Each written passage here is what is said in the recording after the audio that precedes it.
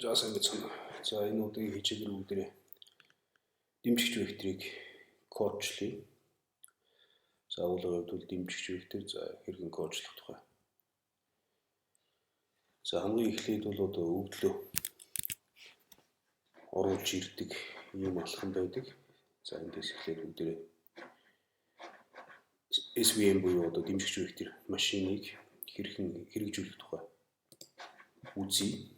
За ингээд Visual Studio Code бол нээчин. За эндээс бол одоо Ctrl N буюу Command N гэж ингээд нэг Python файл үүсгэе. За би бол одоо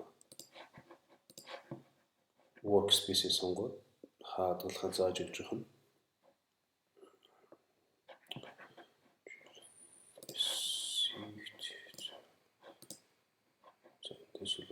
Нод бол EVS гэж workspace гэдгийг довчлцсан. Энэ фолдерын зай дотор бол 7 гэдэг. За файл хөтөлбөр Python файл үүсгэчихье. За ингээд миний хувьд бол би бэлэн сан ашиглана. За та бүхний хувьд бол гэрийн даалгаварт зөвхөн NumPy ашиглаж хэрэгжүүлэх нь. За бидэрт бол бэлэн дата сет байгаа. За энэ дата сетийг бол одоо ийм стандарт дата сет байдаг IRIS гэж. За энэ бол монголоор цахилдаг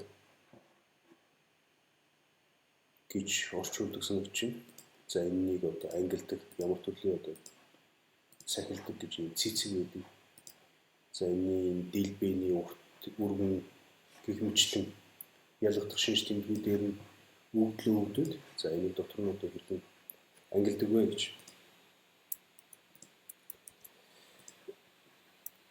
Ийм бодлогыг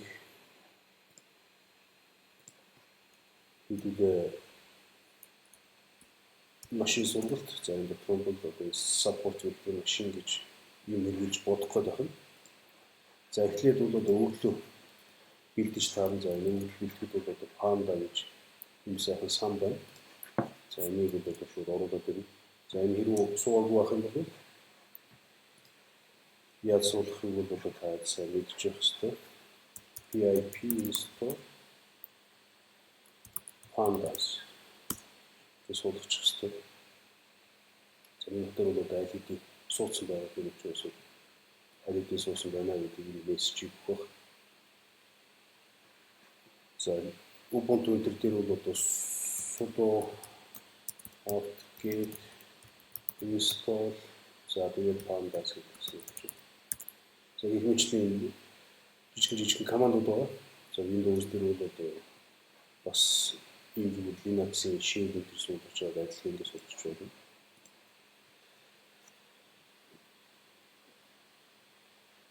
За одоо хэдүүлээ өвдлөө оруулж ирэх гэдэг байна. За өвдлийг бол IRIS гэдэг workspace руу хуулчихсан.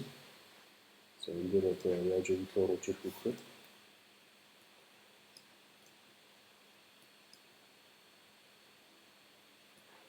Panda-гаас read CSV гэдэг оруулаад байна.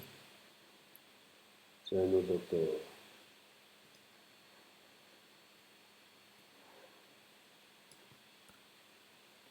файлын замыг зааж өгч байгаа. За энэ дээр бол data set байгаа замаа заагаад өгч. За миний хөл жишээ нь одоо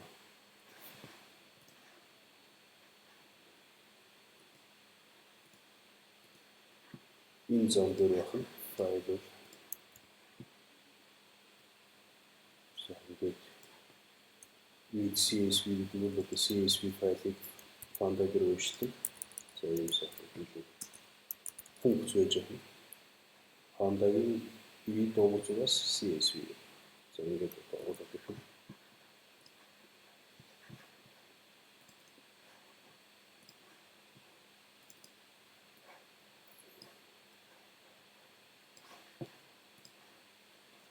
За энэ дараа ямар нэг болох хөхтөн зэрэг. So энэ бол ер нь бол дата сетийг оруулж ирэх гэдэг байгаа. За энэ дээр бол шалгах барих юм байж болно. За тэгэхээр өвдлийг ямар нэг байгаа авч ирэх юм. За эндээс хамгийн чухал нь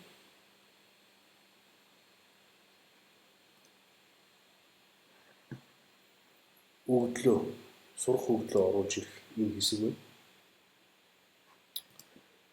За тэр хэсэг бол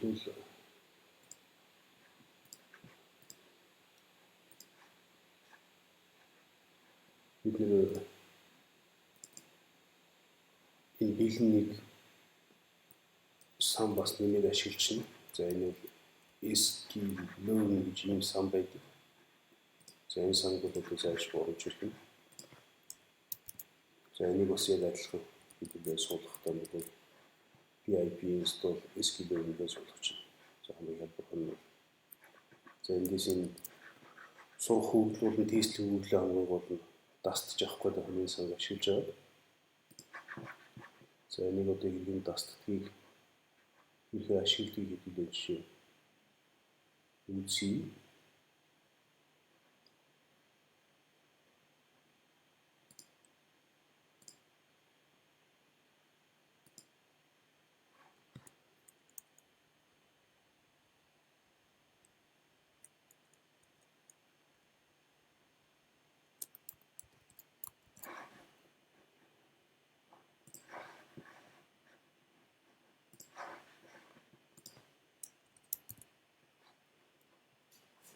За ийм юунууд бол байж байгаа. За гол ялгах шинж тэмдгүүд. За манай энэ датасет дотор байх юм. За энэ дээр бол одоо том y гэдэг нэг array авчих юм. Монголоор бол massive гэж хэлдэг.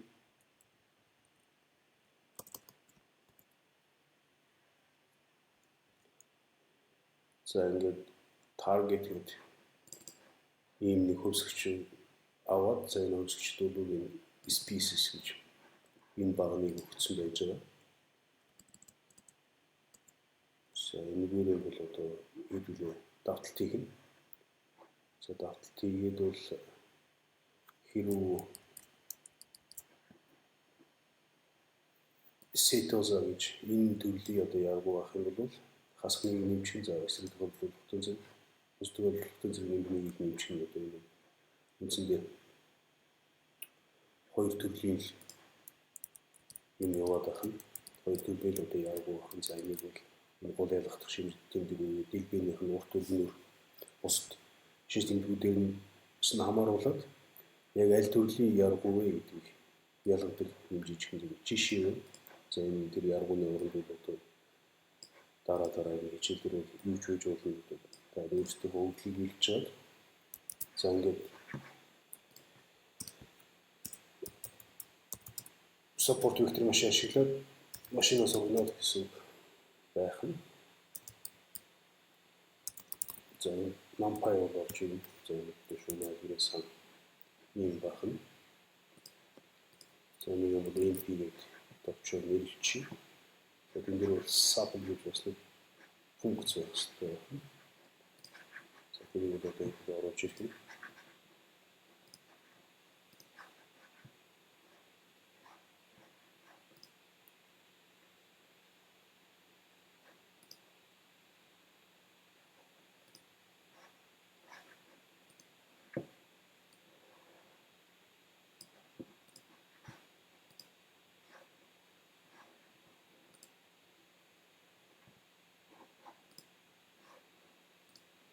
За энэ одоо SQL Learning Tools гэдэг юмнаас энэ sample-ыг бол одоо sample гэдэг бол өгдлөө зүгээр дотор нь хорьчихно гэсэн. За хүзэр хорьно гэж бид ярьдаг. За энэ шиг одоо тэр өгдлийг бол хорьчих юм. За ингээд үндсэндээ бол энэ train test хийж байгаа өгдлөө за бэлэн сангуудын функцүүдийг ашиглаад ингээд оруулаад ирэх юм. За эндээс бол одоо миний хувьд би зүгээр бэлэн сангийн бас функц ашиглчих. За даавал бол харин биеийн даалгаврыг яах ёстой гэдэг зэрэг зөвхөн NumPy ашиглаж бичих ёстой. За энэ үрээ ашиглаж байгаа энэ слайд бол та бүхэн үг нь за тэгээд энэ слайднаас санаа аваад за тэгээд зөвхөн number ашиглаад support vector машиныг дэмжих vector машиныг хэрэгжүүлэх нь